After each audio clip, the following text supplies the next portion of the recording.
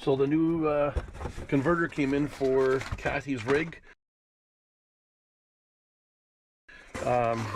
They say it's a direct replacement, and I was really hoping I was going to see adjustments on this one, but like they said, it's a direct replacement, so therefore it's going to look identical.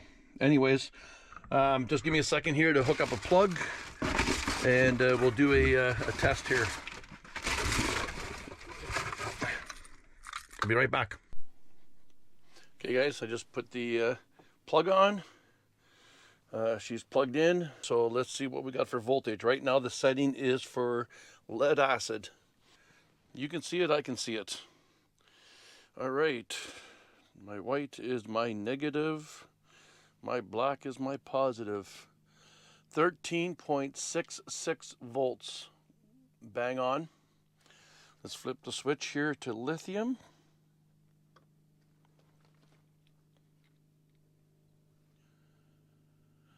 .47. I can definitely live with that. 14.4 should be max, but it's 14.47.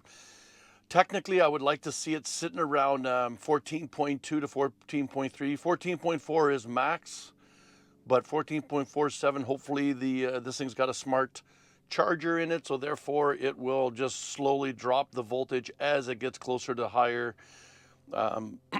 limits in the battery. But anyways, guys, far cry off 15.8 that we were reading before, so we're good to go. All right, time to go put this back into Kathy's rig.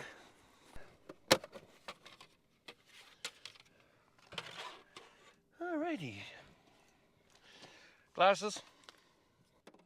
The only thing that holds it in is that screw right there. That's it. Mainly because there's a track in the top and the bottom that this slides into, right? So it's not that big of a deal, but yeah, it's nothing. It's nothing like you'd think it would be. Yeah.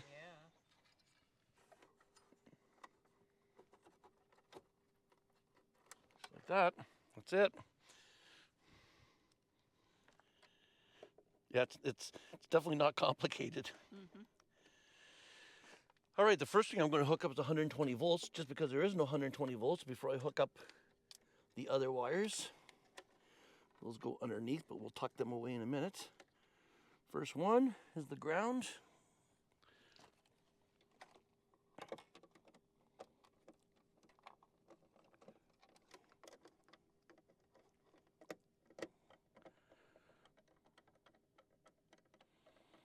That's it. Still in the way a little bit. That's your one coming in.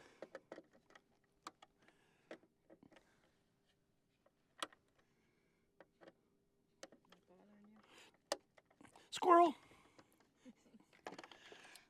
And your hot wire goes under this moret.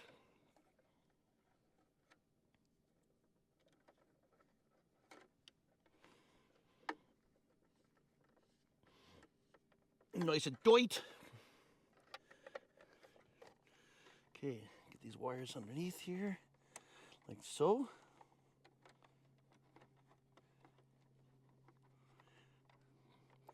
So she all looks nice and pretty. Like we actually care. Like that, and like that. Very nice. Okay. White is our ground.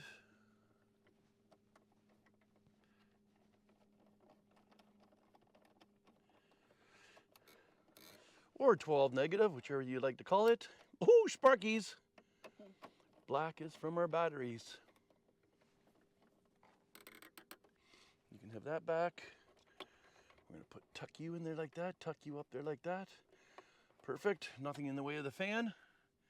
That is it. Except getting back up off our knees. Okay, I'm gonna leave it like this so I can take measurements, okay? Okay. That's it. Well, nice to know the fan works. All right, what do we got for voltage here, guys? 14.4, right on the button. right on the button. Oh, stop. Ruby Tuesday.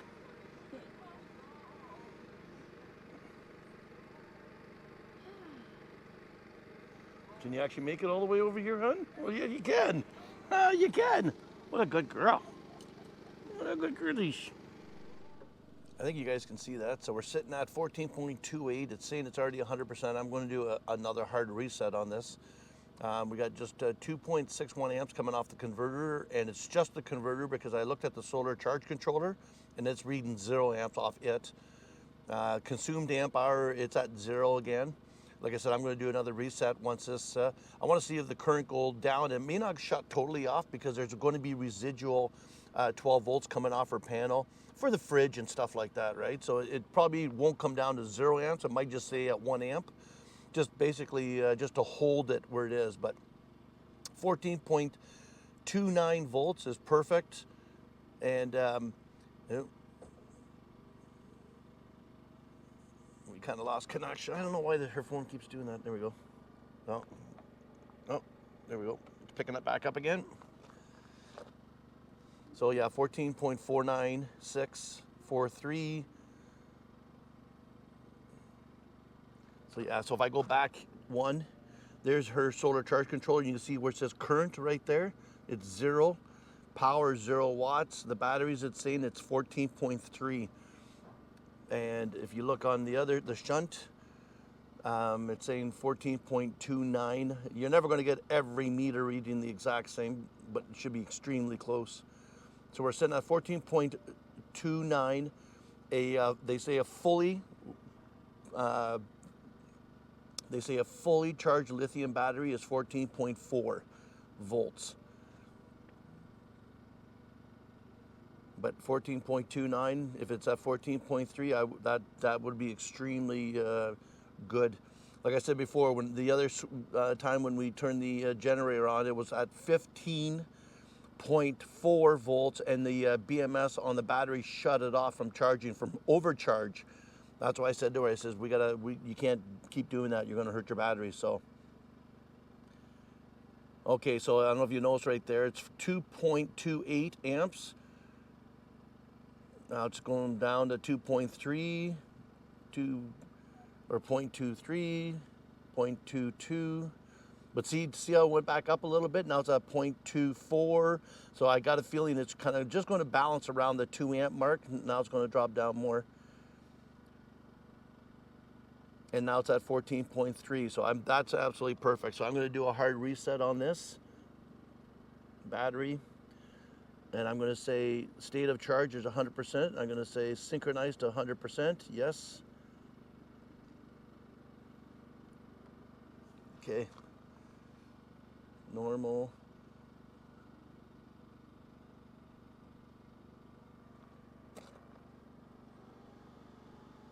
Oh, the little fan just came on.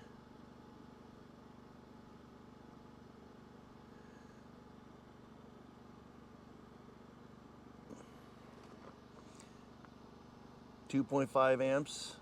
So yep, we're good. She can shut her battery, and then you'll see that voltage come down, and it should sit around the 13.7 to 13.8 when she shuts the generator off after it has time to settle and balance itself. Kathy? Oh, okay, I was going to say you can shut your generator off. It's sitting around 2.2 amps, and it's just kind of fluctuating there because it's going to keep, trickling like that. So, but you are definitely fully charged. I reset it. I synchronized to 100% again, so you are good to go. Okay, so I don't need to let it sit for half an hour and level out and check it again? It'll automatically level out, but you can just look on it. Okay. It should sit around 13.8 to 13.7, 13.8.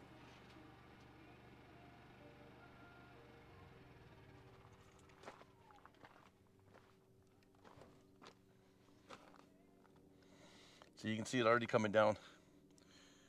Let me turn. Can you see that? She's already coming down. 14.23, 14.22. So it's already coming down. It takes usually about half an hour. Okay. So the rest of the parts for my solar install, the portable ones, are supposed to be in here on Tuesday. Today's Saturday, so I'm going to start working on getting the cables brought into the camper. So in the back here, this was never part of the Northern Lite. So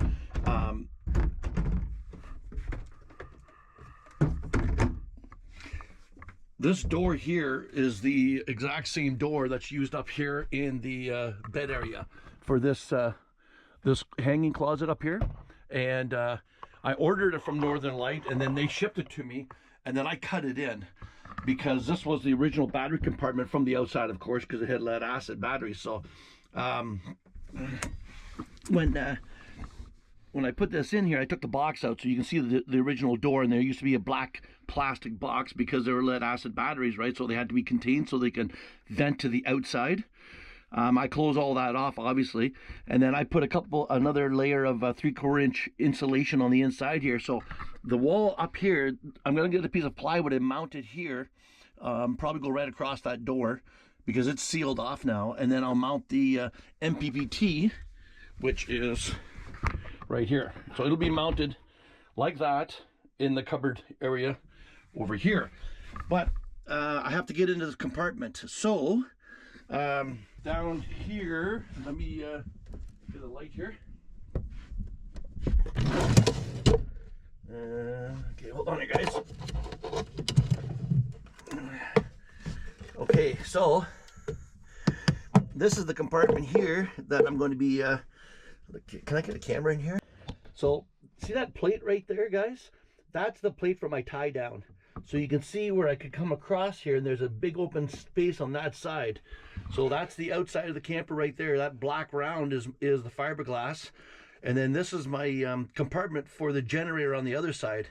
So I can bring it up through here, bring the wires around, and then bring them into this compartment, and then take them back to the back wall there. Or I can probably just go straight across from here and go straight into the compartment up in the corner. So what I also did is when I did this build, I actually took the floor off from the hanging closet, and it just had the one brace like this going across. You can see there's a brace here and a brace here. It just had the one in the middle. You can see where it was. And I installed 2 of them. So I'm going to take everything out of the hanging closet up here, get it out of here, take this floor out of the battery compartment here. That way I can work from the top. Then I'm going to take the door off, and just to give me more room. So this door is basically used for just everyday visual. I don't like, if I didn't put this door in here, you wouldn't be able to get in this compartment without taking the floor off. So obviously I didn't want that. So anyways, I'll explain more. Let me get back to you once I get all this stuff removed. All right, guys, I got everything out of the back closet area here. I just have to take these, they're number 6 Robertson screws. So there's 1, 2, 3, 4, 5, 6, 7 to take out. Then I can lift this cover up. Yeah, the camper's a bit messy, but you know that old saying, if you're going to bake a cake, you're going to have to hatch a couple eggs. So here we go.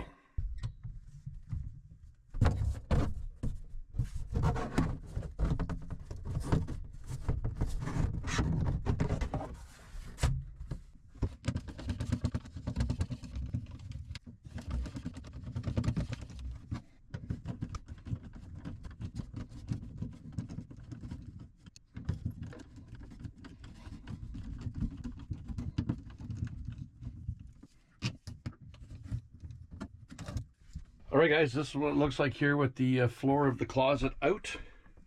And again, like I said, I'm going to take this door off just to make it a little bit easier, and I'm not, you know, always walking into it because I'm going to be standing here. Like I said, this was the closet door that I ordered in, and then I cut it in. Oh yeah, that's my it's my door switch. I'll just leave it open so the light stays on. So that's what it is right there. In case you don't know, 320 amp hours, 320 amp hours, 640 total. I think video 54 and 55 are my battery installs. So if you want to go back to see how I did this, when I was back home at my friend's place, I basically built this on the bench and then installed it, and then just did the final wiring here. I did everything, I prefabbed everything on the bench, so it was a lot easier to work at. So anyways, well, Sorry, bump that switch. Okay, Jage, you can stop hitting that switch. So yeah, I can, from the other side here, I can go right through here. And oh, sorry guys, let me get rid of these drawers here so I get a better view here. Hold on, let me get rid of those. I meant to do it and then I started recording and totally forgot about doing it.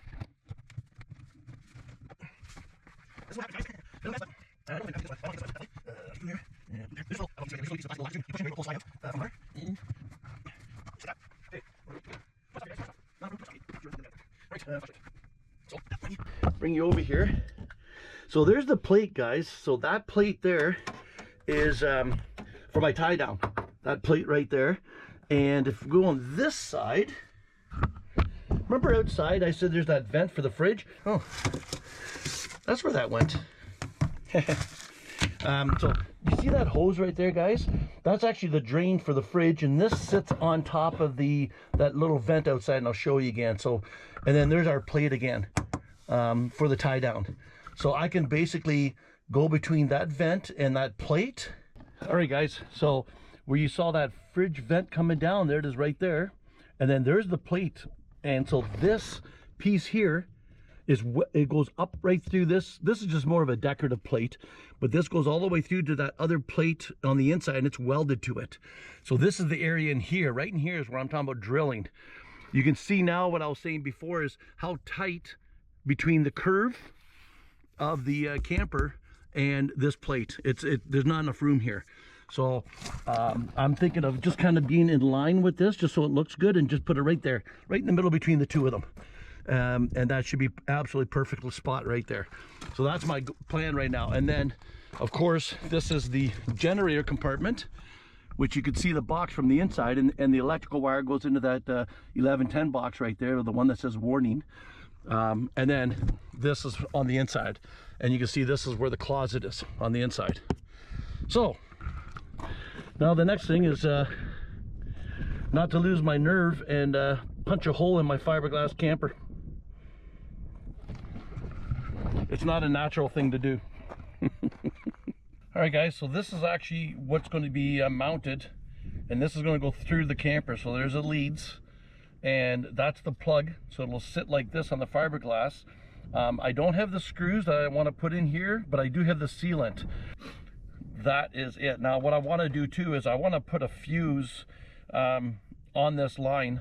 I was hoping to actually go closer to the solar panels, but they already got the ends on them, so this is just kind of handy. So I'll probably end up putting a fuse in here, just so that this cord that goes out to the panels has a fuse on it.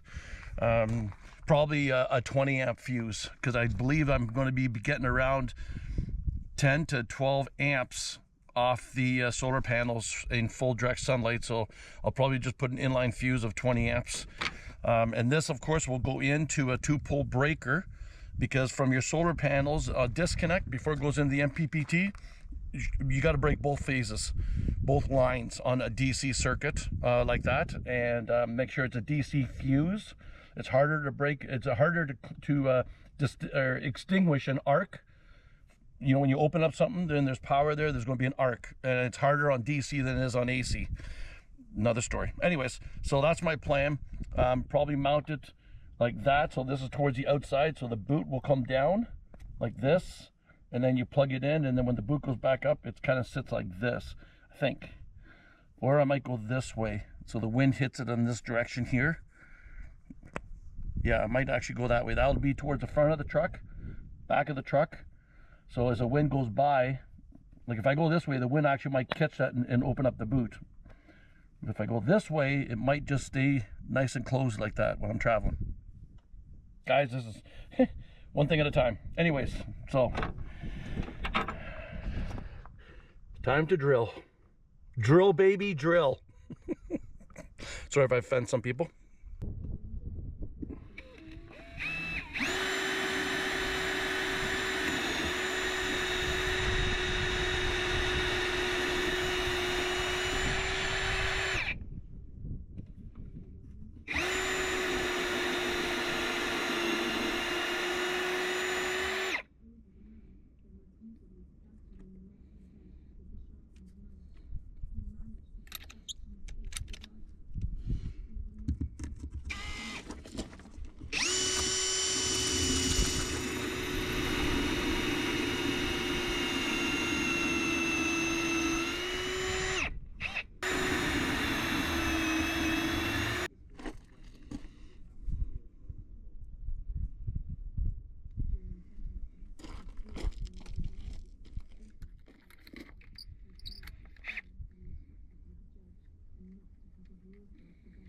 All right, guys, that's the hole, and that fits up nicely.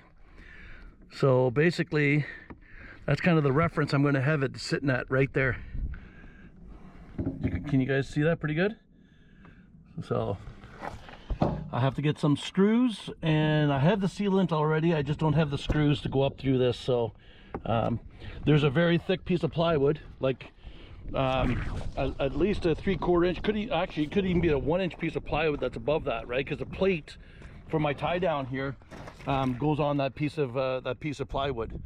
So I can get easily 1.5 inch screws to go from this up through here. So anyways, that wasn't quite as painful as I thought it was going to be, but it's like that thing all the time. Every time you put a hole, it's like it's like it's like So there's the drain for my fridge, obviously, and there's the plate there. So I went it's just on the other side over here. Anyways, you just have to take my word for it. So then I have to come across. I think I'm going to come across and come up along there, and because the MPPT is going to sit here, I'm going to put the 2-pole breaker right here. So I'm going to actually go right through the top here and come along with the cable, bring it into the top of the breaker, out of the breaker, into the bottom of the MPPT, out of it to another breaker, and then from there tie in. You see the fuse there, that goes to the inverter. That's a 300 amp. There's a 100 amp one, goes down to my distribution where all my breakers are down there. This one right here is the one coming from that breaker, right there, which comes off the bottom of this MPPT.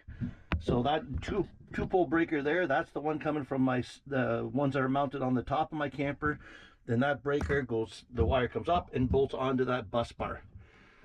So I might just loosen that up and put both solar charge controllers under the same bolt there. And then the negative side, that's a negative bus bar at the bottom here. So there's a spot on the other side, so I just might do the same as I did on this one here. So, and then I need a piece of plywood to put on here and stuff like that. So alrighty, okay, progress report, guys.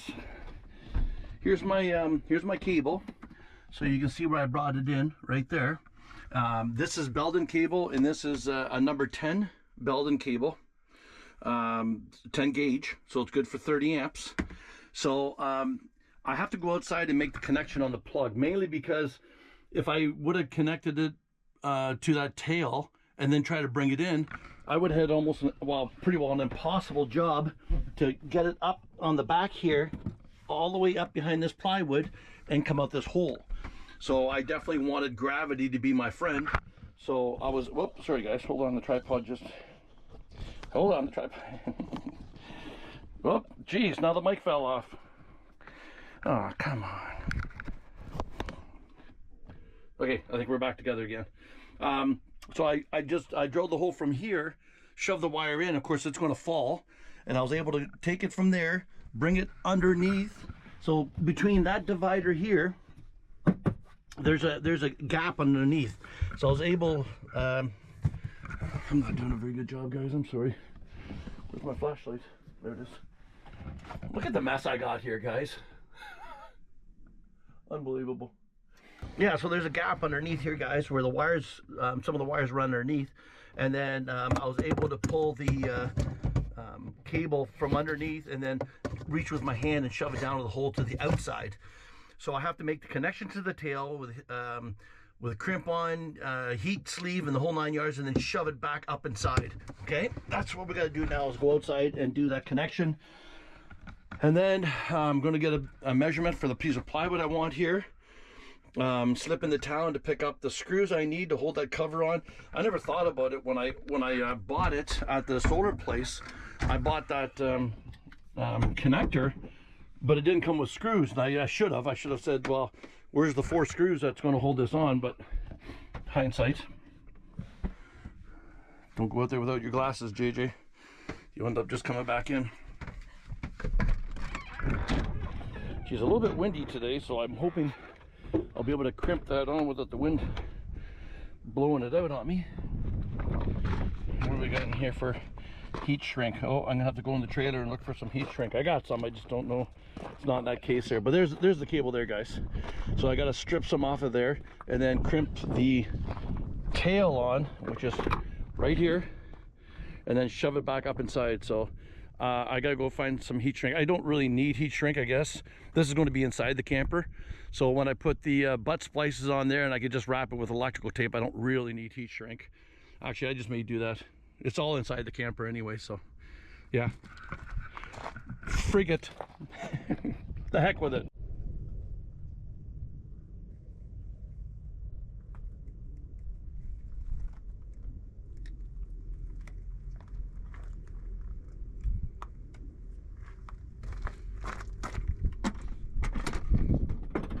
So guys, what I always like to do is stagger my joints.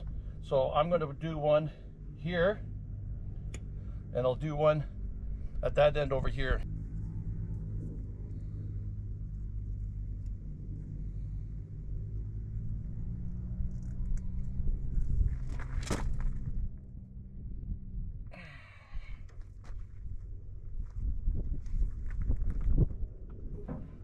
I thought my LED lights were on.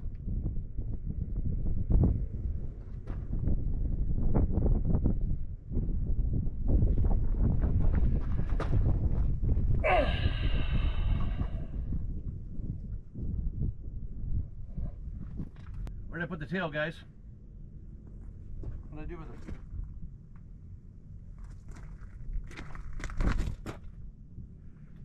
I leave it in the truck. Oh no, never mind. It's right here. Red's the longest one, so we'll do it first.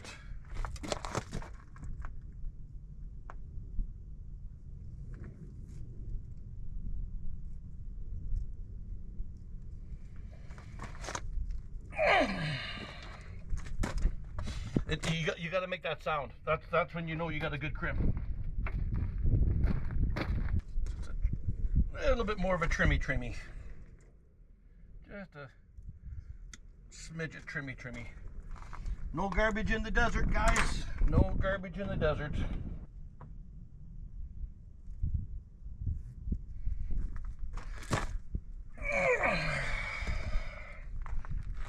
Oh, there we go. It's kind of windy out here. Easy wind.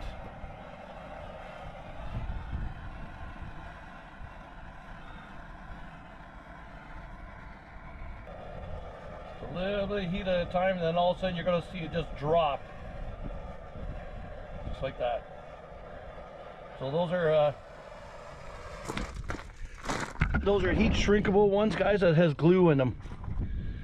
Okay, I don't know, probably not even going to show up, but anyways, so they have a little bit of glue in them, and that's what makes also a good connection and helps to secure.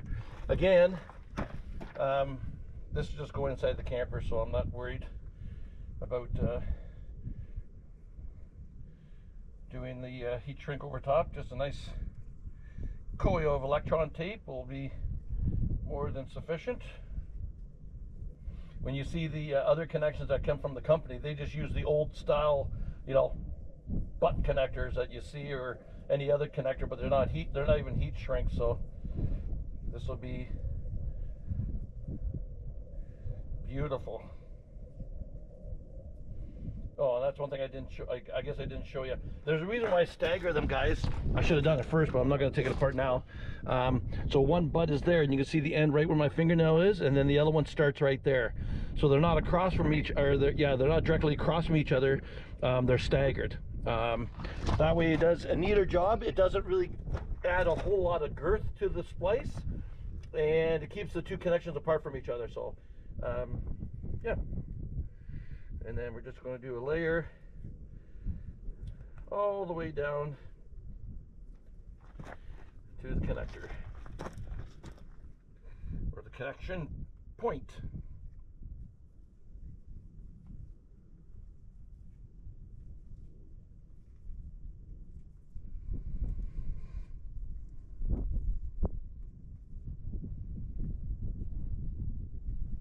All right.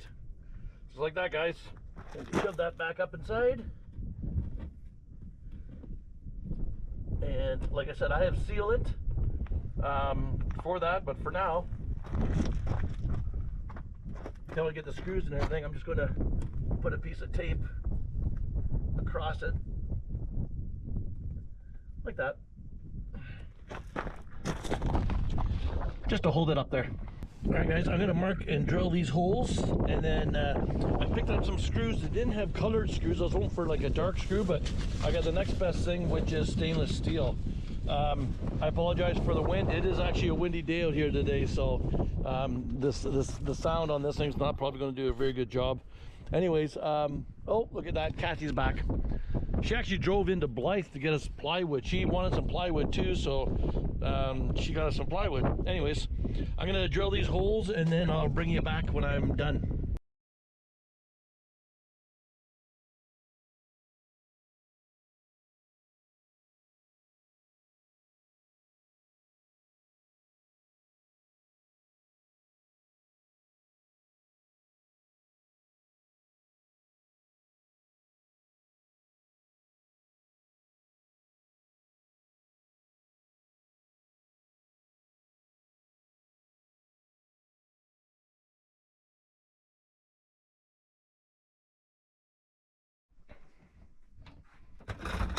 Well, guys, again, 10 thumbs Louie. I was talking to him this morning when I first got up and explained what's going to happen today. Went over there, cut the wood. Thank God I decided to come back and said, oh, I'm just going to grab that footage and put it on my laptop right away. Find out there's no sound, which, to be honest, is not a bad thing. Well, you can see some clips here. I'm just going to put some quick clips of when I was talking this morning, but it's not a bad thing because I had my mic on, and when we went inside Kathy's trailer to test for the shelf fit, her little one did a boo-boo on the floor, and Kathy was swearing like a sailor. I was actually like, I've never heard some words like that before, so in the long run, it was probably a good idea that my sound did go off. Anyways, we got the piece of wood, so that piece of wood, like I said, is going to go on here, so I have it outside. I'm going to paint it, and then it's going to be probably installed tomorrow, because I'm going to put about 3, plywood soaks in the paint so much, so I'm going to have to probably do 3 coats, and of course it's going to take a little bit to dry, so probably won't get it put in till tomorrow. But anyways, welcome to my walk-in closet. This is where I brought my stuff from my hanging closet to put out here. Anyways. You come for a visit? You come for a visit? Want a treat? Want a treat?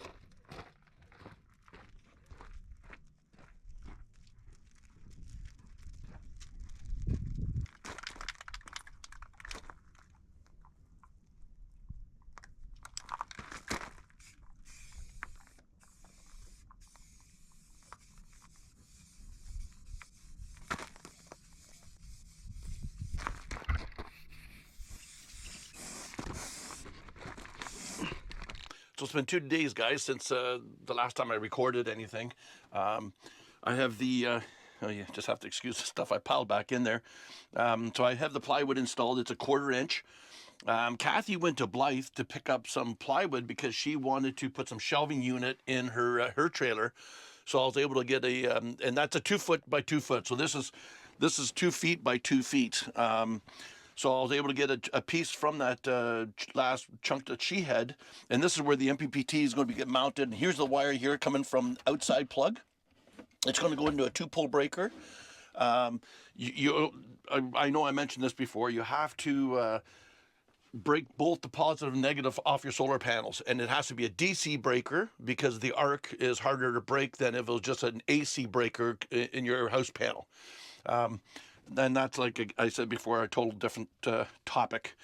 So I'm just going to wait. I was going to mount the MPPT in here, and I thought, you know what, I'm going to do one thing at a time. Put the breaker in, then the wires coming off MPPT to another breaker. That breaker can just be a single breaker that's going to go in the positive.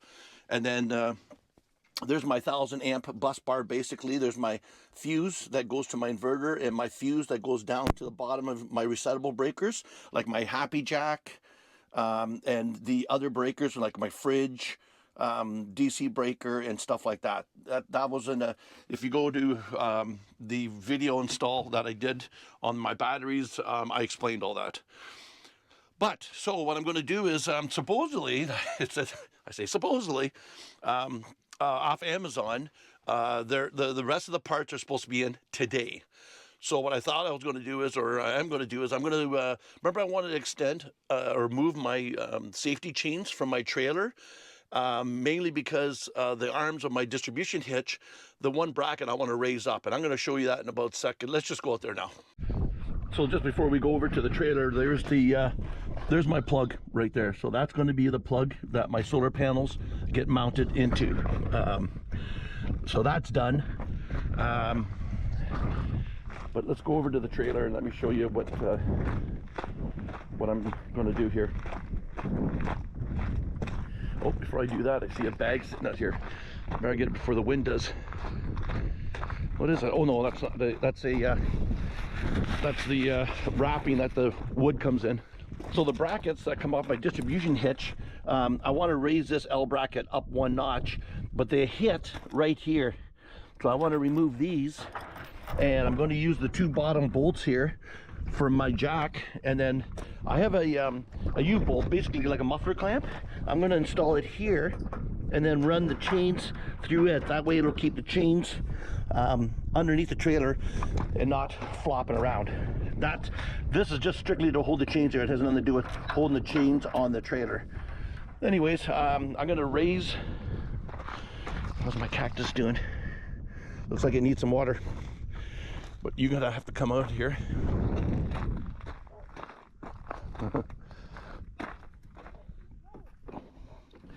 We're going to put you up there, and then I'm gonna get you some water. I'm gonna jack up the trailer, and I'm gonna put my axle stands back here. That way I take the weight off of these, off this jack here, so I can loosen up those bolts and stuff like that. Plus it'll be easier for me if it's up off the ground a little bit. Well, as you can tell, the jack is off the ground because I have my two axle stands, one there and one on the other side. So what I'm going to do is get my socket set out now. I'm going to remove the brackets here just because when I'm working here and all that, you know I'm going to scrape my arm, and this has to come up anyway. So I'm going to remove these two guys, loosen up those bolts. But before I take these off, I want to measure, because this is pretty good. It can go one length shorter, but other than that, it's not too bad. So I want to measure the length basically from the end of my hitch here, to the end of the hook. That way when I put the longer ones on, which are right there, I know what length to make these. So anyways, I'm going to do that. Like I said, get the brackets off and then loosen up the bolts down there, because I might, when I go into town and pick up the other stuff, I might have to see about getting two longer bolts to go through the bottom here. But anyways, let me get a little bit more done here, and then I'll show you up on my progress.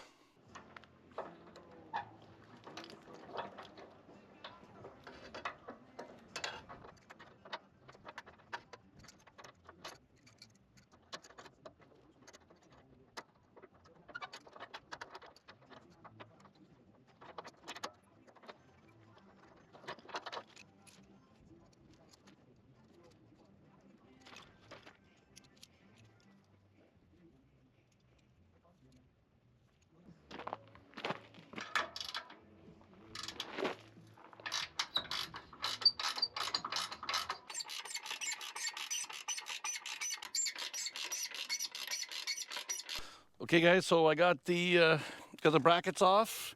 These are the 4-foot chains, 70 grade. And you can see where I got that tape right there. That's actually what I want, and the rest I have to cut off here. So I'm just going to use my side cutters here to break this chain, and then I'll get right back to you. Yeah. Whew.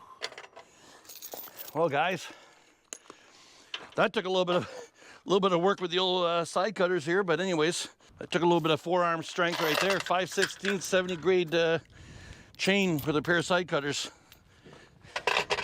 All right, I don't need this tape measure off anymore. Put that back in the case.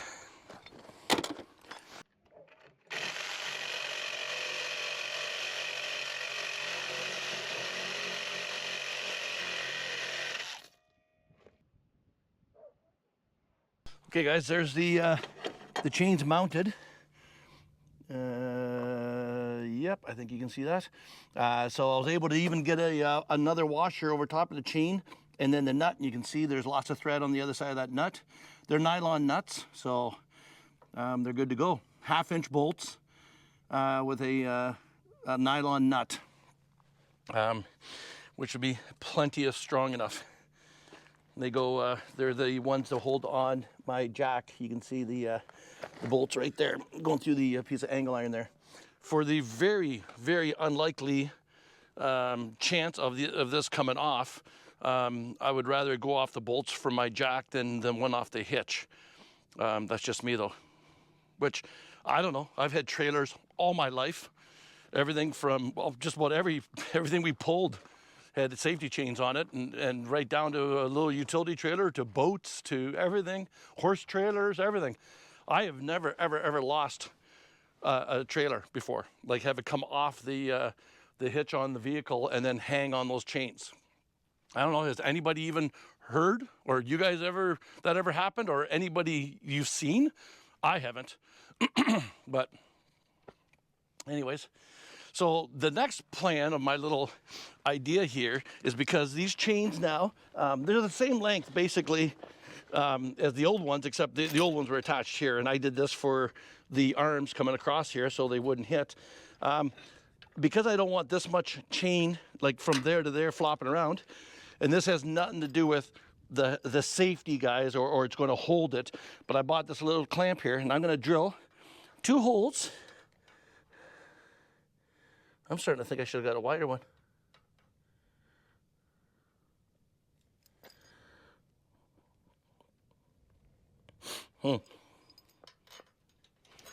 I'm thinking that might not be wide enough, because by the time I drill the holes, the nuts are going to be, man, it'll be awfully close. I might hold back until I go into town. I got to go into town today anyways to pick up some more stuff for the solar install. Supposedly it came in today. I might just go in and buy a larger U-bolt, because so basically I'm going to have a U-bolt like this, and it's going to grab the chain and hold it up like this. Like I said, it's not going to have anything to do with the strength. It's just to keep it up so it's not flipping, flopping all over the place. But yeah, I think I'm going to get a bigger U-bolt. So maybe you're going to have to wait for the second part. So then that way, when the chains are on the trailer, they'll kind of be sitting like this. Just so this is not hanging down. They'll be kind of like held up like this, and then from here it goes to the hitch on the truck. Oh, there's that other piece. Yeah, so I guess we're going to wait for that one, which is no big deal. No big deal. I guess I can put these brackets back on now that I have this installed done. So you can see the chains right there, bolted onto those 2 1/2-inch bolts, and then I put the brackets back on. I put some electrical tape around the threads here. I noticed when I took it off, because this is aluminum, right, guys? It doesn't take a whole lot to scratch it up. So I put a couple layers on the threads here, and then I put one layer down here on the brackets, and then tighten them all up. They're all, if you notice, they are on an angle here. They're not straight up and down, because where they actually connect to the truck, it goes up. So this way it rides flat on this bracket, not just on the corner. I noticed that when I first put them on, they were straight up and down, and then when I took them off, I could see where it was rubbing the one edge. So by putting them on a slight angle, not much. But then, do you remember I told you about that bolt, that U-bolt, that I was going to have to get a bigger one, because my original plan, let me get down here on my knees. My original plan was to put it right here on the tube. Then I'm thinking, I got this big massive aluminum plate that goes right across the whole thing, and that did 2 purposes. That was where the safety chains were attached, but then it's also where the hitch bolts go through, and then they bolt on the other side of this plate. I'm thinking, that's a big plate. Why don't I just put the little U-bolt right there? So there it is right there, guys. If I go like this, do you guys see that fairly easily there? So my whole plan of doing that has nothing to do with if there was an emergency. It has nothing to do with holding it onto the trailer.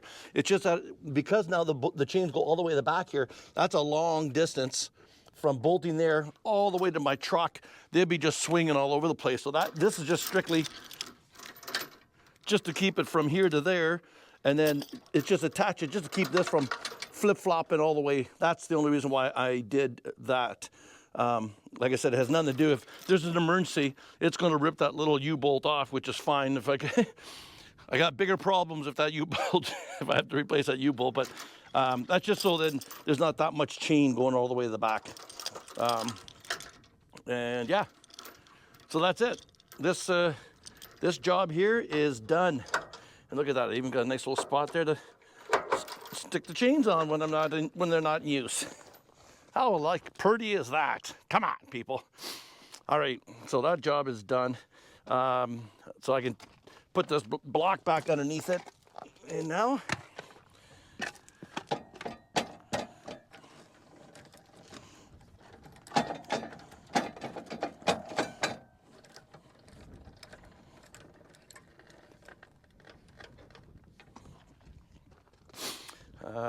yeah, so that's it. I did get a notice that Amazon package was delivered here in Quartzsite, but the business that I'm using, which is Mountain Mail, once they unpack it, then they send you a notice that your parcel's is ready to pick up. That's where I failed yesterday. I went in there, it said that your parcel's in. I went in there to pick it up, and the guy goes, oh, we haven't even started unloading yet. So I'm just waiting for that notification, then we'll take the old side-by-side. I gave the... she was pretty dry in there, so I gave the cactus a little bit of, oh, I guess I can show you give the cactus a little bit of a drinky poo there. Do you remember that? A little drinky poo.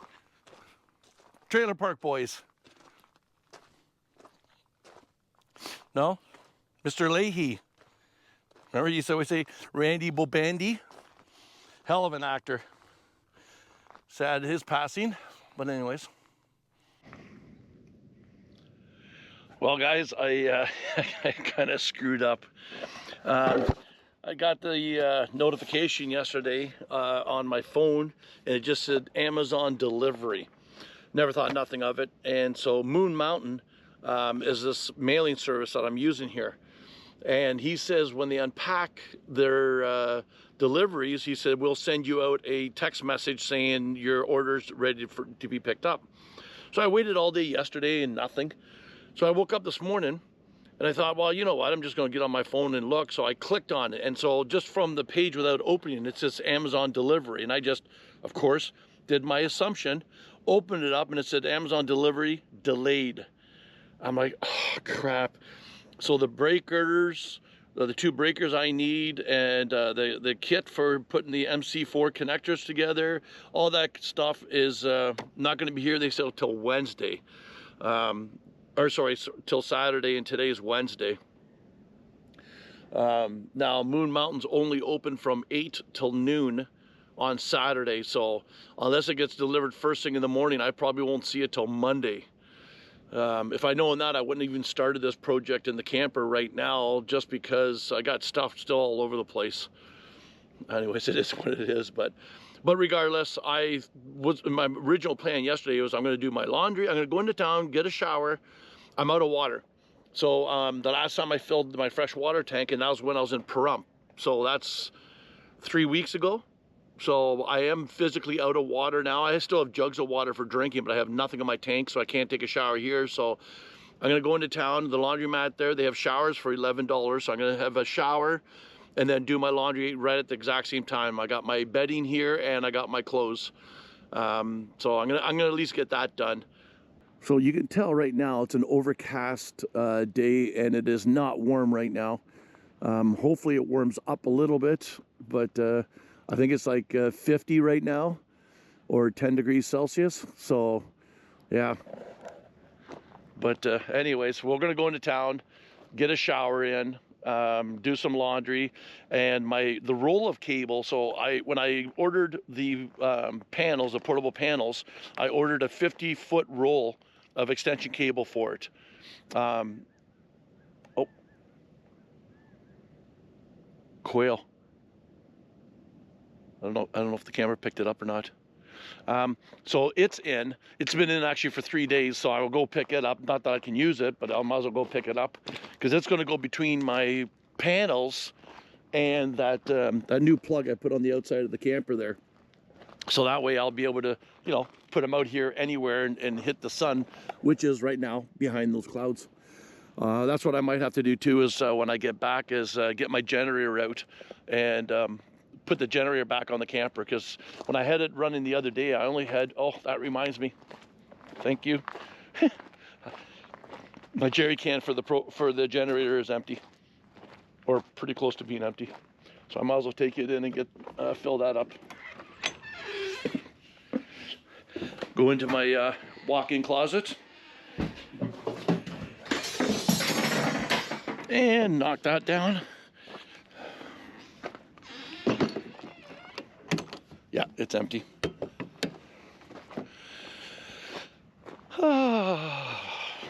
Anyways, all right, let's go into town. So I got laundry done, and I'm at Moon Mountain right now. This is my the mailing service I got here. So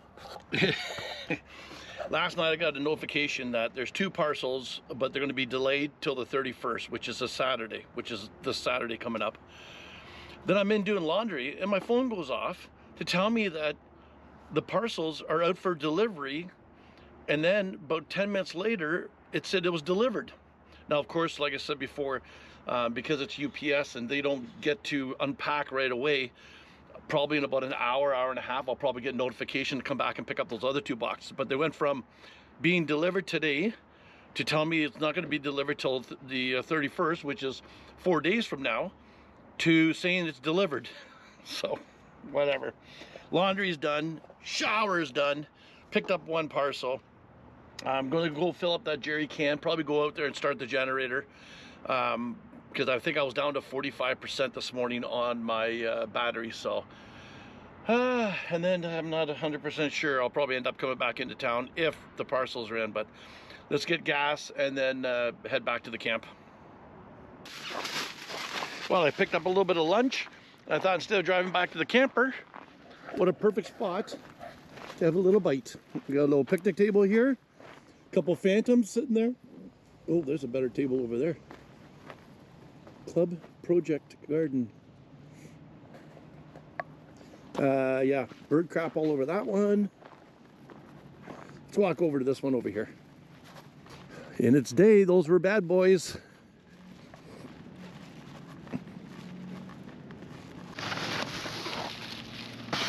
Oh, I forgot to bring a fork. I picked up a nice salad and I forgot to bring a fork.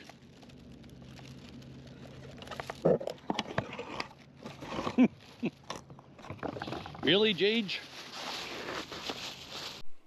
So guys, I can't even make this up. So as you know, I told you about the getting an Amazon delivery notice, and it was saying it's going to be delayed till the 31st.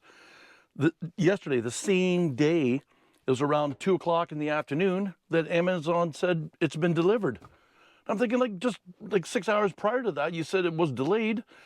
But the problem is just because Amazon said it's delivered doesn't mean I just go pick it up, because it gets delivered to the mail service, but then they're busy in there and they have to unpack everything. And it's shipped by UPS. So at exactly 20 after 4, I did get a notice from Moon Mountain Mail that I can come pick up the parcel. Well, they closed at 5. So I'm like, okay, I'm going to go in today. So anyways, it's today now. So today's actually Thursday, guys. I am not 100% sure whether this video is going to come out tomorrow morning, because I'm going to record me doing the solar and putting those pieces in that I may not have enough time to do that and edit and have it posted for Friday. So I apologize, but I will have it out Saturday morning, okay? If it's not out Friday, it will be out Saturday morning. Anyways, all right, so let's go into town and get these parts.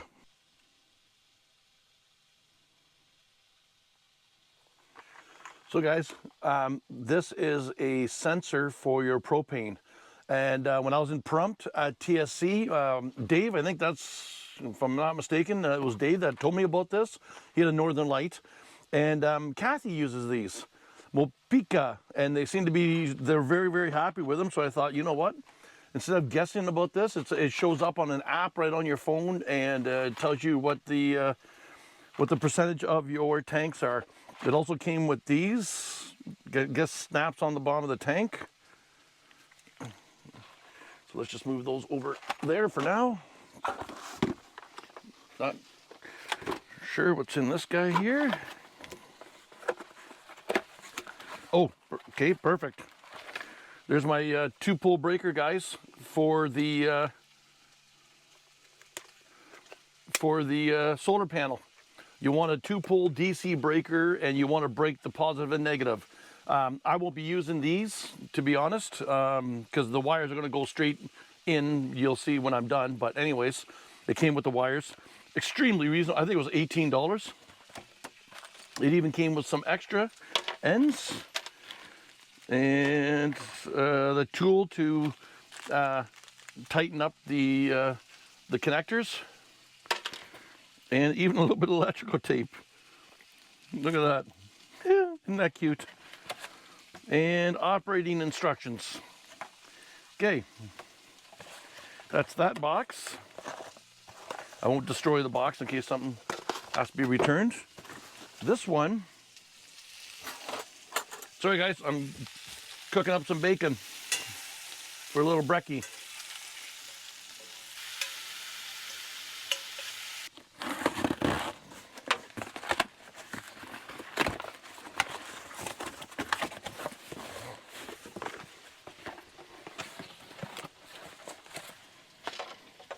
Oh, no, no. Guys, this is the signal kit for the side-by-side. So it even comes with a horn and all the wiring, so I can put signals on the side-by-side. That'll be another project that I'll keep you guys up to date on. So let's put that all back in the box.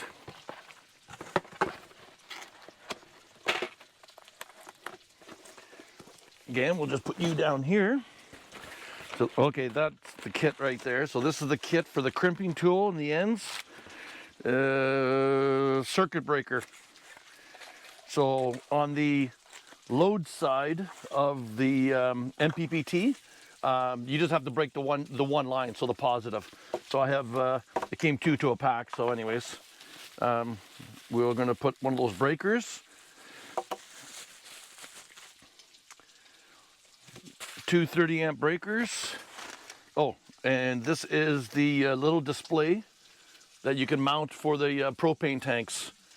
And you just push it and it'll tell you what the percentage is. Whether I install that or not, I don't know. You know me, I'd rather just use my phone. All right, I had my little brekkie. If you're gonna hear some music in the background, that's epidemic sound. So when I do my videos, if there's a radio playing or whatever, I can get flagged for copyright. But because I subscribe to Epidemic, all the music that you guys hear when I'm doing my drone or whatever, I pull off Epidemic sound. So I pay a monthly subscription to it, and then that way it takes care of the copyright. So I can play it on my laptop right now in the background, and I'm good to go. But if I play the radio or anything like that, then I get flagged. So I'm going to change it to country because I just turned this on. So something to guys. So this is this kit for the MC4 connectors. It takes a special tool because the tool itself is actually kind of shaped like an M, I guess you'd call it, because when it goes around the crimp and squeezes on it, it actually forms, it actually rolls like this around the wire and does a nice connection. Something else you have to think about when it comes to these connectors is you can see that's a female end and that's the male end, right? It's pretty obvious. But when you crimp these together, it's actually the female crimp that goes into it, into the male, and the male crimp or connector, like these little guys right there, the male one goes into the female connector. So you have to make sure that you pay attention when you do that, because if not, then all of a sudden you're going to sit there and go, man, and you just wasted one because you're going to have to cut it and redo it again. So it's the connector themselves is a female connector, but inside it, it's the male terminal, I guess you'd call it. Anyways, I'm going to take this apart because the first thing we're ready to do here is we're ready to put this wire in. So this wire goes to the plug that's on the outside of the camper. So this is going to go into the breaker, out of it to the MPPT, out of the MPPT to a 30 amp breaker, and then up onto here. So you can see where this solar charge controller, let me open the bottom door to get more light. So this solar charge controller, you can see the, sorry guys, I'm not a very good recorder like that. Oh, sorry, I keep pushing against the damn button. So my MPPT here, there's my 2-pole breaker that comes from the solar panel that's above us. Okay, Jade, stop pushing on the button. And then out of the MPPT, there's that breaker right there. Off of it, it comes up and bolts onto the positive bus bar here. And the negative, I put onto the side of the shunt. So when I come off the MPPT, it'll go into a breaker. Off that breaker, I'm going to come up, and you can see I have a spare terminal right here not doing anything. So these are the breakers, right? So this is my inverter, and this is my distribution that sits way down there. So that's what this is. I got nothing on this bolt here. So we're going to put that MPPT onto this guy, and the negative is down here. So I could loosen up that nut right there and put it underneath there, which I might end up doing. Anyways, let's just get on with it.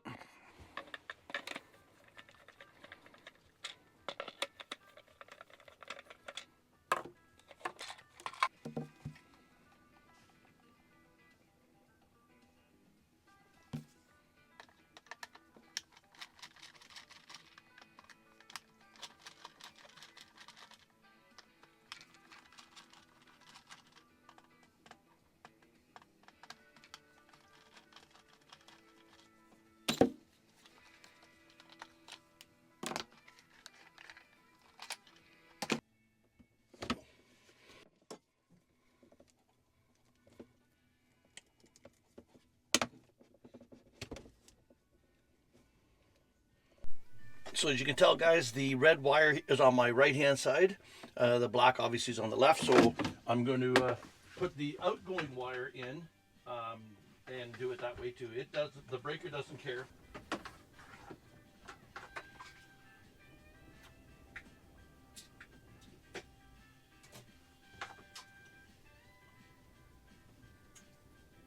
The little grommet they got, or they send with this box, had 2 holes in it, right, for separate wires. Because mine has a jacket on it, I'm going to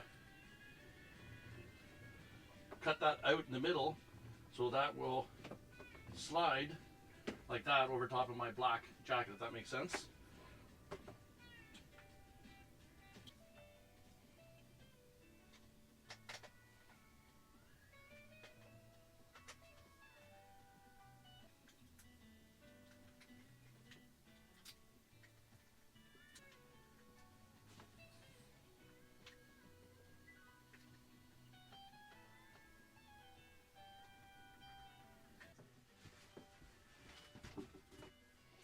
All right, that was the easy one.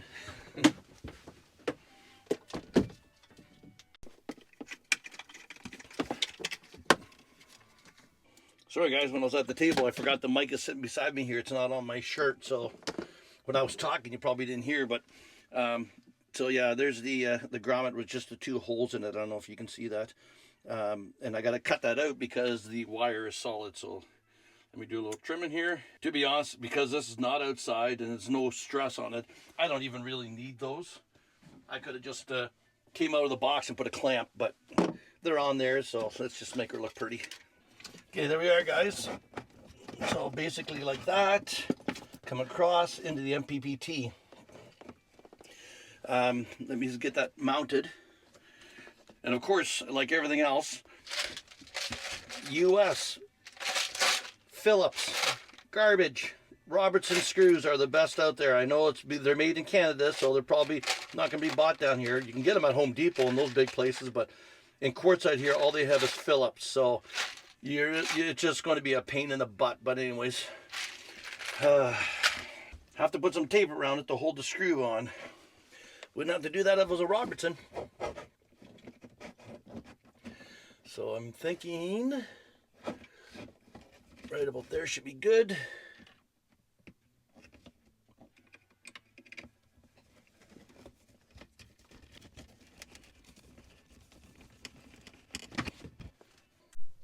All right, guys, the progress so far. You didn't need me to show you everything here, but there's the breaker and the MPPT that's mounted. What I also did is I drilled another hole in the frame here and put, instead of just having the 4 screws, I actually have 6, mainly because it's going to be in my vehicle bouncing. So I thought, you know what, add another one. I'm sure you guys can see that. Now, it was just, and honestly, guys, I'm not going to lie to you, it's not like I planned it. But remember when I said about the wire on the breaker here, I said the red here is on the right, so that's where I'm going to put on the breaker because the breaker doesn't care. Well, because the red is on the right, and it goes on the inside. The red was on the left here, and it just happened. PV, so your solar, was on the left. So it just worked out. It's not like I even planned it. And then coming off of the MPPT, the negative is in the on the left-hand side outgoing, and the positive is on the right-hand side outgoing. So, like I said, I am not going to take credit. That was just kind of the way it went. Try to make this as pretty as possible. I think that looks pretty damn good, guys. The breaker's going to be mounted upside down, and you're going to say, JJ, why would you do that? Well, on the breakers themselves, so here's the breaker. There's the 2 terminals, those 2 right there, so that's got a cap over it. It says line and load. Load is outgoing, line is your incoming. Well, because my cable's at the bottom here, I'm going to flip it upside down, so the line is actually on the bottom of this breaker, if that makes sense. And load is on the top, so it'll be upside down, but I'm good with upside down, so it'll be mounted kind of like that. Anyways, let me just keep going here. Boy, it's actually warm in here now. Even though I did cut in this door and I can get my shoulders in this hole here, there's not a whole lot of room, so I'm trying to, you know, work my arms straight out at the ends like this and trying to make... All right, let me just keep going. Well, guys, this shouldn't really surprise me at all. I opened up the bag for my cable, so I bought a 50-foot extension, right? Remember I told you that this is going to plug into the camper and then I'll be able to put my panels out front? So a 50-foot. When I opened up the bag, it wasn't like this, like you see how I taped it. There were just two black, red coil and a black coil. So then I started putting them together and then putting tape, there's every 3 feet or whatever, I put a couple layers of tape. But get this. Now, anyway, the guys will know I'm talking, well, I shouldn't say the guy. So people know that, like I'm 6 feet, so if I go like this from fingertip to fingertip, it'll be 6 feet. That's kind of how it works. So I'm going to go, well, let me show you to prove it. From fingertip, because I'm holding on to it, but fingertip to fingertip, if I totally stretch out, I'm 71 inches and 6 feet is 72 inches. So that's how close it is. So let's just, for argument's sake, 6 feet when I go like this. So look at this. Pissed me off. And I paid $65 American for this 50-foot chunk. Okay, here we go. 1, 2, 3, 4,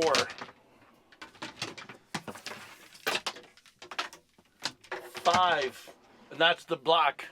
5, right? Not even 6, 5, and that's how much black I got left. My negative. 5 times 6 is what? Everybody now? Fuck. If I go another 6 feet, that's 6, that's 36. And another 4 feet. So 40 feet. I got 40 feet of red and 30 feet of black. And it's supposed to be a 50-foot length of cable. So I got a 30-foot piece instead of a 50-foot. Unbelievable.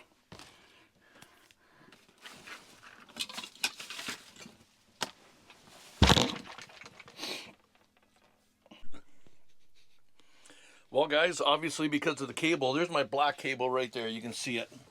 And look where the red is. So you know what? I'm not even going to worry about it. I'm going to cut this red up. That is pretty freaking sad when you spend good money. That was... I thought it was 65. I just did a review on it. Of course, I gave it 1 star. I paid $71 American, so I basically paid $100. And it's not even like the ends are the same length. It's just like It's whatever.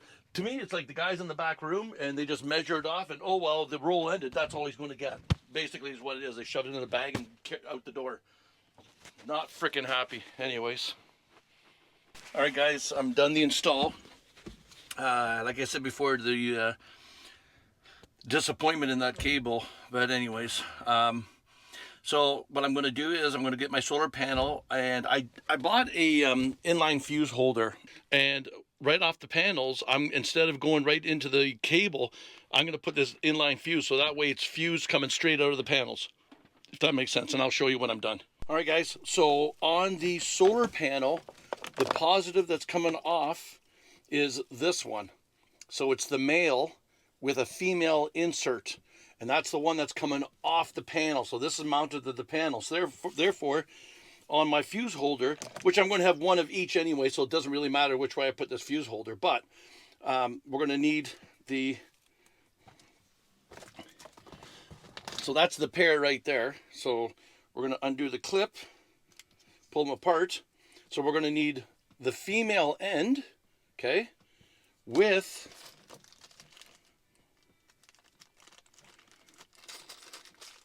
open the little baggie here. Don't rip it apart, Deej. Okay. So remember what I told you? This is the female connector. This one is the male connector. But in the male connector goes the female end goes in the male connector, and this is the female connector with the male insert. So the male insert gets put in the female connector. So that's what we're going to do. So you guys, can you see the little burrs right there? Not where I'm putting the wire, but just below it. That's what actually holds these in the connectors. So you can see that it's kind of like an M there. So that's going to go into the top. So on the tool here, there's 3 different sizes. In the 4mm MC4 connectors, the 4 stands for 4mm. So that's the center die here. So let me put it in there.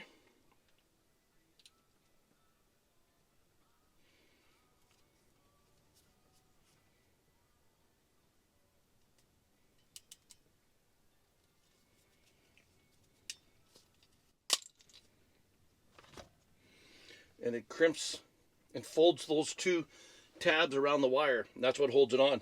So then it's a male end, so it takes a female connector. So you're going to push these in. Now inside here, there's a grommet, a little grommet there. So you don't have to take these apart if you don't want to. You can leave them together. You're going to take your connector here, put it inside. And you're going to push until it clicks. Right there. Did you pick that up? Oh, the mic's over here. I should have. So once it clicks, I can see inside exactly where that is, and then you tighten up this grommet, and that goes against the wire, and there's your connector. So now, obviously, because of this end, I need a male connector. I just took these 2 apart. There it is. But I need a female grommet, or a female termination. So again, I'm going to put it in the middle one, which is the 4mm.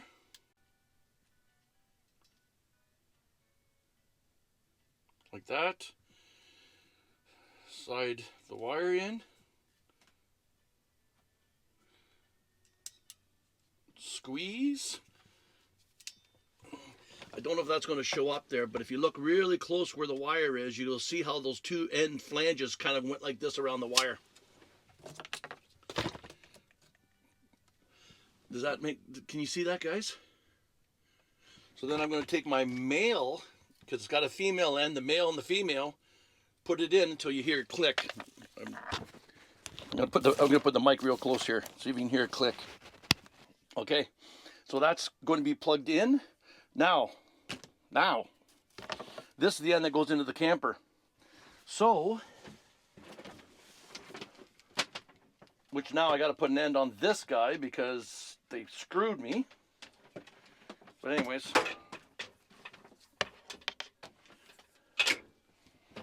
so basically the coming from the, oh, I was just going to actually, I'll save these, I guess. So coming off the solar panel is the male. So that means basically the last one in this, the last cable in this line is going to be a female, right? So so the male coming off there has to plug into a female on this one, and that'll make it still red. So I need a female on this end, because obviously it's got to plug into the male coming off the solar panel. So I need a female, so let's get another set. And I am going to strip. You don't need a whole lot, guys, like less than 1/4 of an inch.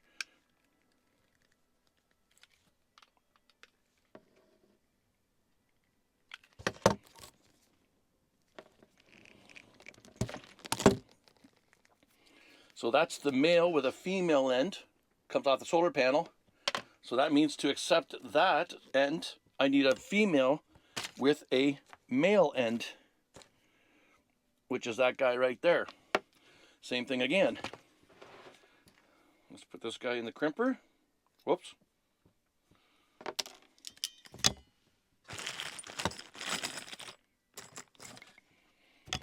So let's put this guy in the crimper. Like so. Like that. Put the wire in.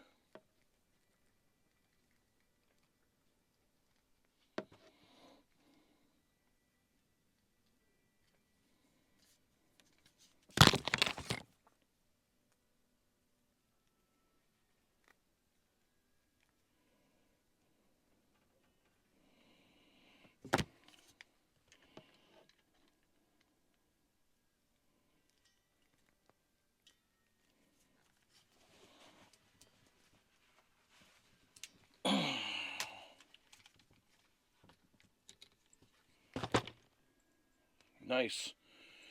Take the female end, put the male inside the female, and listen to it click again, guys. Did you hear that? Perfect. Nice and tight. Then tighten up. Again, guys, once you crimp the end on, like once you snap the cover on, it ain't coming off. So you just basically, if you make a mistake and you put the wrong end on, you gotta take it all apart and start all over again. So now we need the male with a female end on this side. So I'm just gonna square it off. This is not quite square. So I need the male, which is here. Again, I'm just gonna put this on first. Let's strip about 1/4 inch, not quite 1/4 inch, probably 1/4 inch. So once I get the panel out there, guys, I'm going to get the panel out there, plug this thing in, and then off the bottom of the breaker, I'm going to make sure my polarity's correct off the bottom of the breaker.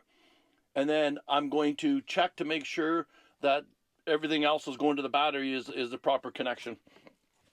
So we got the male, so we need a female. Nope. Nope. Yep. Grab our little tool here.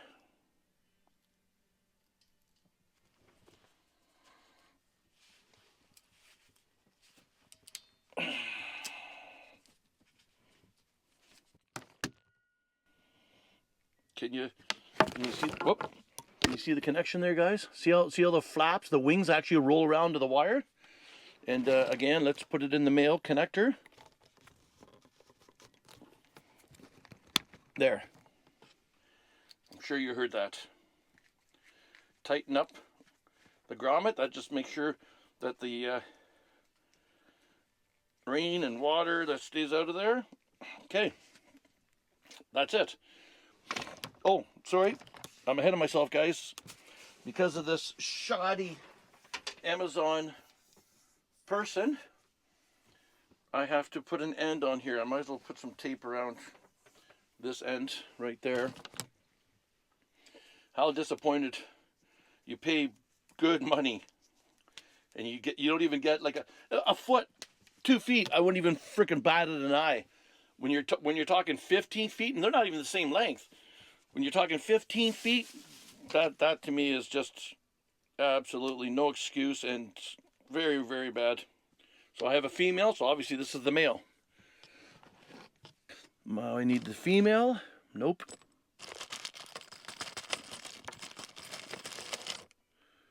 Yep.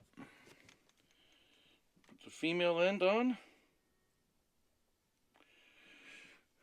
Pliers.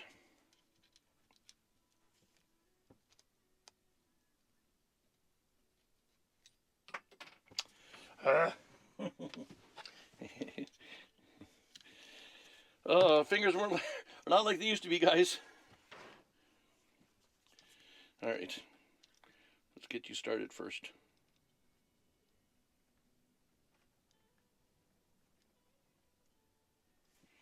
There we go.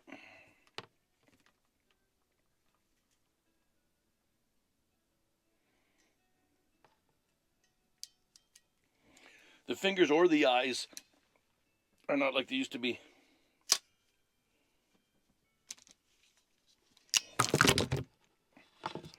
Again, you see how that's folded around the edge there like that?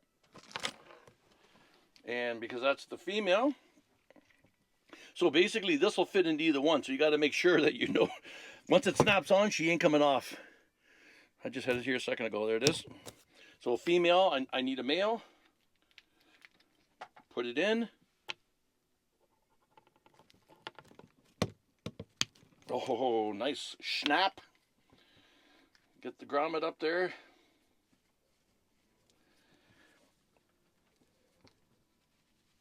All right. Well, let's take my 30-foot, not 50-foot cable out there and get the solar panel plugged in. Plug in the fuse. Oh, that reminds me, I gotta go to the trailer and get a fuse for that thing. So I'm gonna put a 20 amp fuse in it, guys. I can't see, I guess we'll definitely see the current and we'll know whether or not we need a bigger fuse. So got this, I have my fuse holder. Okay, and I need a fuse. So just for now, I'm just gonna leave this like this and hopefully the wind doesn't blow it over.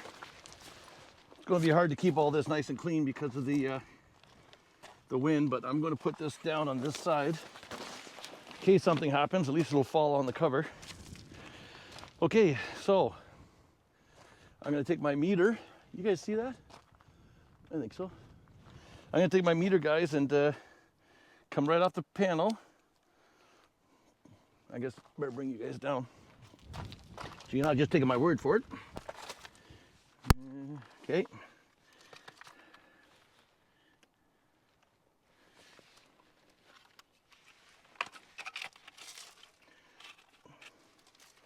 Okay, you guys can see that. We're on 12 volts DC, so there's our connectors. I'm going to go to the female with a male in it, and the male connector with the female end. Right there we see 43.89 positive volts. I'm going to spin the leads around, and you'll see, whoop, try that again. There, see where it says, let me try to hold these. See where it says negative 43.81. So I know my meter is good. I know these leads are good, positive and negative. Let's do the positive one more time. Right there, 43.77 volts. Okay, now, where's our fuse? Here's our fuse. Now, because we had the male there, we need to plug it into the female. Okay, so female, male. Let's check on this side of the fuse here to make sure my fuse holder is good. 43.69. You guys can see that? Okay, let's get our cable.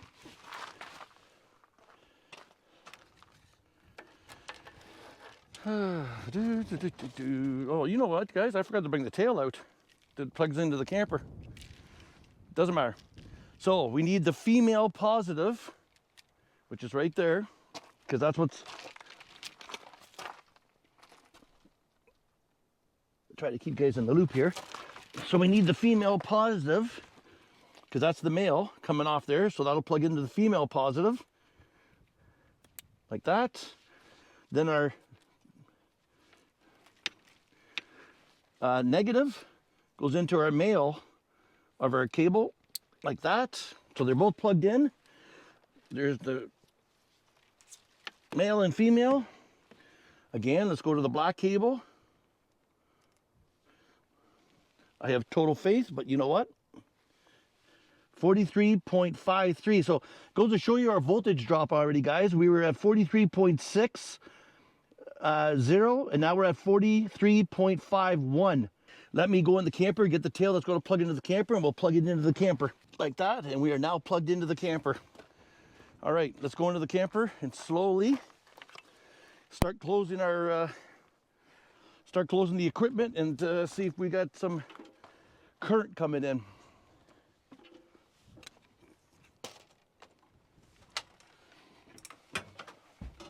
Open that door, open that. All right, guys, so the breaker, when it's down, that's off, and up is when it's closed. So you can see the red wire, it's on my right-hand side. Hopefully you can see the meter. I think you can. Let's see what we got. So 42.66 volts. We were 43 right at the panel, so we've lost basically 1 volt coming all the way into the camper here. So that's not bad. That's, like I said, 40 feet. So here's something, guys, that you want to do. So guys, what you want to do is you want to make sure your solar charge converter is actually connected to the batteries first before you put power into it from the solar panels. You don't want an inrush on your solar charge converter. So I'm just going to make sure that on my breaker here that we're good to go. So I'm going to go to the negative. I have a block down here, guys. I'm just going to measure it off the block. So right now we have 13.30 volts on my batteries. So I'm going to close this breaker. So right now we should have, oh, you can see it's going through its, can you see that? Okay.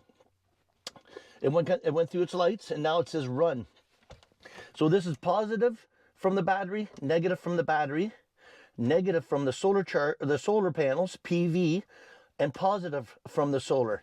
So I'm going to go right now. This should be positive. This should be positive. That's on my batteries. And if you can see that, it's 13.3 volts. I really hope you guys can see that. And we should have nothing. So I got to flip this around because the negative is on this side. And this is from the solar. We got nothing. So I'm going to close this breaker now. We got 42.66 volts going in. 42.63 volts going in. 42.7. Let's just go outside. I'm going to move these panels into the direct sun.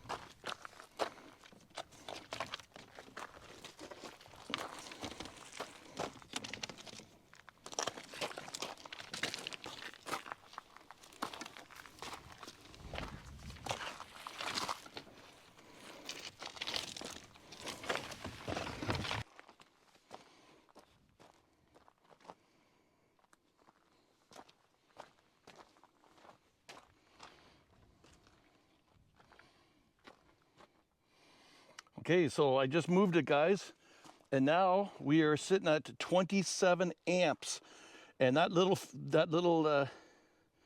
so we're sitting at 27 amps. I'm going to click on here. So we were sitting at just negative, a little bit negative. So you can see right there, we're bringing in 27 amps.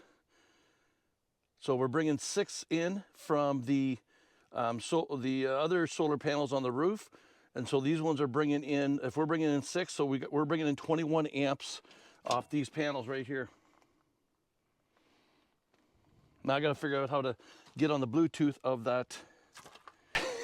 It said I had 10 minutes left on the card to record, so I've been talking for the last 15 minutes.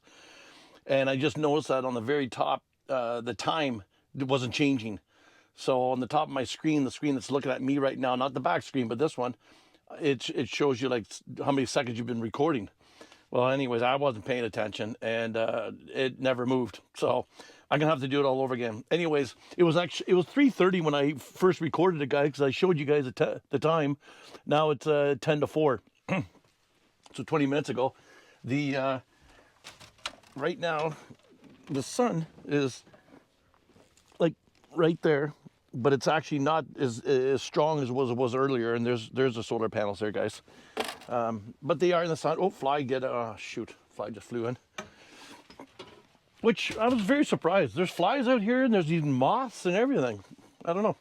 Anyways, okay, guys. So let's pull up the app here.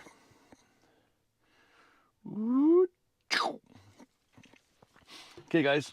So always connect. Don't show me this again. All right. So right there we go, guys.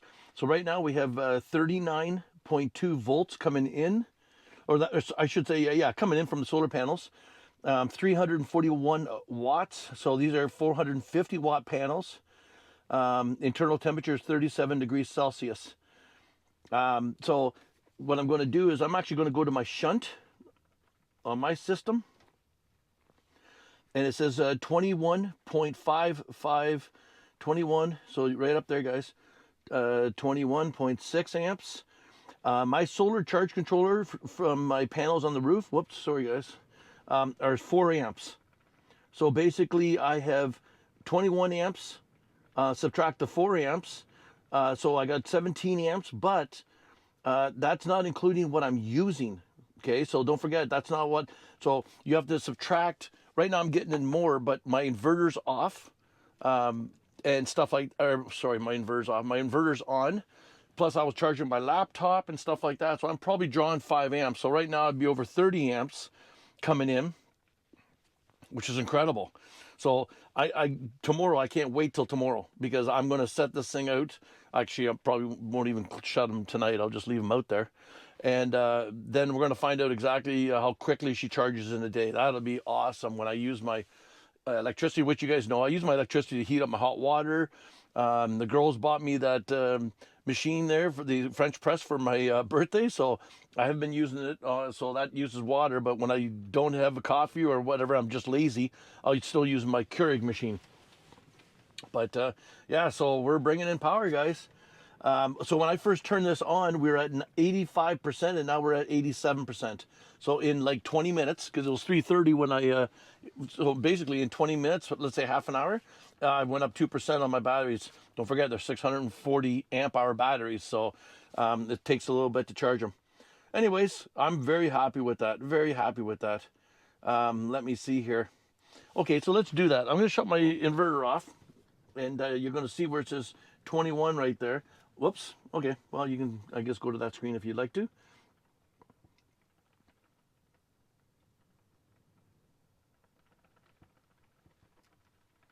So you can see 21.72 amps there.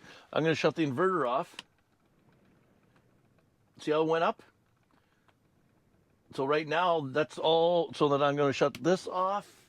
What else do I have on here? That's 12 volts. Actually, that's pretty well it. So right now we got 26 amps coming in. We have, what was that, 4 amps coming off my solar. So these panels here are bringing in 22 amps. That's extremely, I'm very, very happy with that. Very happy with that. So yeah, that's going to make a huge game changer, guys. Massive game changer. Anyways, I'll do an update again tomorrow. A little bit of a look at it. That'll be on the next video, of course, because I apologize, guys, Friday. And I'm, as you know, I got to clean this pig pen up. I got to put that cover back together. I got to put the lid on it, get all my stuff from that's all over here and put it back in the closet. I got my clothes are still hanging in my walk-in closet over there. That's my walk-in closet right now, the trailer. So I'm going to edit tomorrow's Friday. I'm going to edit Friday. Guys, I promise, Saturday morning, the video will come out. And I apologize, it's not out Friday morning. I always try, but like it's 4 o'clock, and I still probably have an hour and a half, and it's going to take me about 8 hours of editing. So it ain't happening.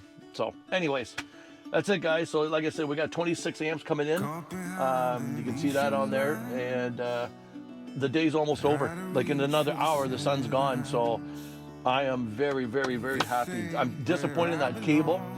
I left a 1-star review and just said, this is crap and don't waste your money. I paid $71 American, so that's $100 Canadian on a jumper or a cable that's supposed to be 50 feet. Basically, all they did was pull 2 strands off, whatever's on the reel. They put an end on it, threw it in a bag and said, here you go. Like, unbelievable. Anyways, I'm not happy at all. All right, guys, enough of that. So, as always, guys, be good, be kind, be careful. We'll see you down the road. Bye-bye. I think it's time for me to go.